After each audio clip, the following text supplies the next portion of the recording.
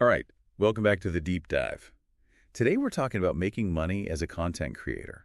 Yes, we're really going to deep dive into how to get brand deals and sponsorships. Yeah, we're looking at articles and forum posts and all kinds of good stuff about this. We're going to make sure you get those sweet, sweet brand deals. Absolutely. So one of the things that I saw over and over again in the research was this idea of like niching down, like finding your specific audience. And Oh, yeah. I've heard that so many times from so many creators. But is it really that important? It's really interesting because it seems like such a cliche at this point, but Yeah. when you look at the creators who are getting those big deals, they almost always have a very specific niche. So it's not just enough to make good content. You have to make good content for a very specific group of people. It's all about attracting those brands who are looking for a very specific audience. So instead of trying to be everything to everyone you're saying, Yeah, you should really focus in on a group. be the go-to person for that very specific thing. I like the go-to person. So you're the vegan skincare enthusiast Right. or Right. the budget travel hacker. Exactly. And then brands know to come to you when they're looking for that audience. That makes a lot of sense. Yeah. So niching down, check. What else are brands looking for when they're scrolling through TikTok trying to find partners? They're looking for professionalism. Okay, so even on TikTok, we got Yeah, even in the Wild West of TikTok, got it. you still have to come across as professional. So that doesn't mean I need like a Right. You don't need like a corporate headshot. corporate headshot or anything, but like a high quality Yeah. profile picture is really important. Your bio should be really good and well written. This is so less random person on the internet and more like Yeah. I am a content creator. This is that's easier for what I do. Exactly. Okay, and what about results? Should we be highlighting our results? Absolutely. Oh. So if you have a video that's gone viral, Okay. definitely highlight that. If your engagement rate is really high, Put that that on your front and center. yeah, you want to show brands that you know how to make content that people actually want to see. Yeah, if like, look, I can make stuff that goes viral or people are going to comment on it or like that's valuable. Data is really important. Data is king. So make sure you're showing them that you can deliver results. So we've got our niche, we've got our profile looking good. Are we ready to start DMing brands? Not so fast. Okay. You need to do your research first. Ooh, tell me more about this. So you need to go beyond just glancing at their Instagram. Okay. You need to really understand what they're about, what their values are, who their target audiences is, what kind of campaigns are they running right now? What are they trying to achieve? So, like, if it's a sustainable clothing brand, I should look to see if they're running any, like, eco-conscious initiatives or Exact. partnering with any organizations or something. Yeah, the more you know about them, the more you can tailor your pitch I see. to show them how you can help them. So it's really about speaking their language. Yeah, and it shows that you're genuinely interested and that you've taken the time to get to know them. And I imagine they're getting hit up by so many people. So that probably You know, inboxes are flooded. really helps you stand out. Absolutely. Okay, so we've done our research. We're ready to make the pitch. Mhm. What should that look like? What makes a good pitch? You need to show them the mutual benefit. Okay. What are they going to get out of it, and what are you going to get out of it? So instead of saying, hey, I have a lot of followers, will you work with me? It's more like, hey, I have a lot of followers who are really into this Sustainable. fashion. Yeah. And that's what you guys do. So Yeah, you're showing them why it makes sense for them to work with you. I like that. Okay. Okay, so what are the components of a good pitch email? So it's kind of a 4-part structure. Oui. Introduction, highlights, ideas, and contact. All right, break that down for me. So first, you have a very concise introduction of who you are, Yep. what you do, what platform you're on. Keep it short, sweet, and to the point. Got it.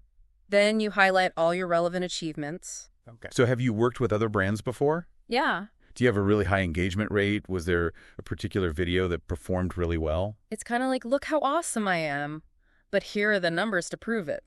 Exactly. Okay, I like it. And then you get to propose some specific ideas. Okay. This is where you can get really creative and show them how you envision this partnership working. So not just, hey, I'll make a TikTok about your product, Right. but I will make a series of TikToks showing how this fits into my routine, and I'll do a dance and I'll... The more specific you can be, the better. Okay. It shows that you're not just looking for a quick buck.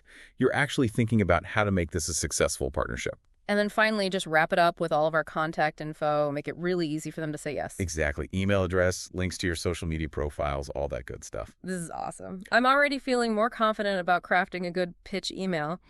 But now the big question, how much do we charge? Let's talk about money. Yes, let's dive into that. Okay, so let's talk money. All right, let's get into it. One thing that I saw a lot in your research was that formula that everyone throws around. Yeah. $100 per 10,000 followers. But is that really all there is to it? It seems too simple.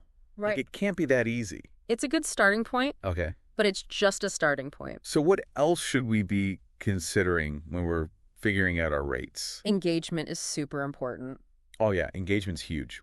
Brands really care about engagement. Because a video could have 1 million views, but if nobody is liking or commenting on it, it's not really doing much for the brand. It's not valuable to them. They want to see people interacting and sharing. Yeah, they want to see proof that people are actually engaging with your content. And this is where niche comes in again, right? If you have a smaller but very engaged audience that's a good fit for the brand, you could probably charge more than someone with a huge audience, but nobody's really paying attention. You can charge a premium for that highly engaged niche audience. Quality over quantity. Yes. Okay. So what about the type of content? Are we just making TikToks, or is there more to it? Yeah, think about what the brand is asking you to do. Okay. If it's just a quick product mention, that might be a lower rate than if they're asking you to do like a whole unboxing video or a series of videos. So the more effort that I'm putting into it, the more I should be charging. Exactly. Got it. Okay, what about this exclusivity thing I keep hearing about? So exclusivity is when a brand asks you to not work with any of their competitors for a certain amount of time. So I can't go work with like their biggest rival Right. the next 6 months or something. Yeah, and that's obviously going to cost them more. Okay. Because you're limiting your options. They're basically buying up my influence in that space for a while. Exactly. Okay, and then there's usage rights. And we talked about this a little bit before, but I think it's worth diving a little deeper.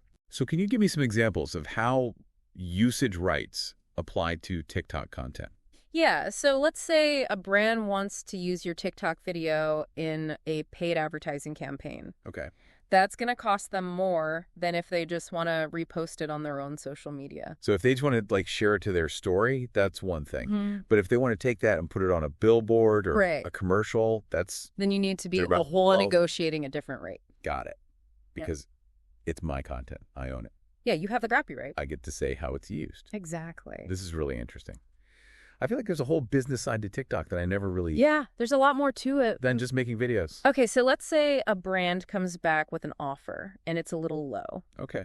Do we just have to take it or can we negotiate? You can definitely negotiate. All right, because I always feel kind of weird about that. Yeah, it can feel awkward. But is it expected? Oh, yeah. Most brands expect you to negotiate. Okay, so it's not rude to come back and say, no, not at all. Like, actually, I think my rate is this much. Yeah, as long as you're polite and professional and you explain your reasoning. So this is where we could use all that data we talked about to be like, well, my engagement rate is this high. And show them what you're worth. I've had this success in the past, so I think this is a fair price. And it's a two-way street. Okay. You're not just trying to get as much money as possible. You're trying to find an agreement that works for both of you. Right. It's a partnership. Exactly. What about contracts? Yeah. Do I need a lawyer to look over every deal I get? That's a good question. Because I don't have a lawyer on retainer or anything like that? Yeah, and a lot of creators don't. Yeah. But you should at least have a basic understanding of what to look for in a contract. Okay. Contract Law 101 for TikTok creators. All right, so the key things are payment terms, deliverables, and usage rights. Payment terms, that's like when I get paid and how. Exactly. Okay. Is it upfront? Is it after the campaign is finished? Are there milestones along the way? Deliverables are what you're actually creating for the brand. So how many TikToks? What kind of content? Right. Be as specific as possible so there's no confusion later on. And we've already talked about usage rights, so I think I'm good there. Okay. Anything else I should be thinking about? Content ownership. Oh. Make sure the contract says who owns the content and how it can be used. So even though they're paying me, I might still own the content. Potentially. Yeah, it depends on what you negotiate. Okay. Make sure you're comfortable with how they're going to use your stuff. This is great. Yeah. I'm realizing how important it is to know my rights and understand all this legal stuff. Yeah, it gives you a lot more power as a creator. Okay. So, contracts, check. Any final words of wisdom for creators who are ready to start making some money? Remember, authenticity is key. Oh, yeah, that's such a good point. Brands want to partner with people who have a genuine connection with their audience. Yeah, you can't just be shilling any product that comes your way. Right. You have to actually believe in it. It's going to hurt your credibility in the long run. and always be learning. Yeah. TikTok is always changing. TikTok is constantly evolving. So we got to stay on top of it. So stay up to date on the trends and best practices. There's so many resources out there, like websites and forums and other creators. Talk to other creators. Yeah. Learn from each other. Okay, so much good advice in this episode. And most importantly, have fun. Oh, yeah. If you're not enjoying it, It's going to show. it's going to show in your content. Yeah, this has been such a good deep dive. Yeah. I feel like we've gone from like basic profile tips to like negotiating contracts. We've covered a lot of ground. And it all starts with believing in yourself. Yes, believing in yourself and your value. Yeah. You have something unique to offer, and brands want that. You know, I was feeling a little nervous about this whole thing, but I'm actually feeling pretty confident now. That's great. Yeah. Okay, so before we wrap up, I want to leave our listeners with a little something to think about. All right. What makes you stand out? Yeah, what's your unique selling point? What's that special something that only you can bring to the table? Think about that. That's your superpower. Yeah. Use it. Lean into it. Okay, that's it for this deep dive. We hope you learned a lot and feel ready to start making money on TikTok. Until next time, keep creating, keep innovating, and keep believing in the power of your voice. See you on the next deep dive.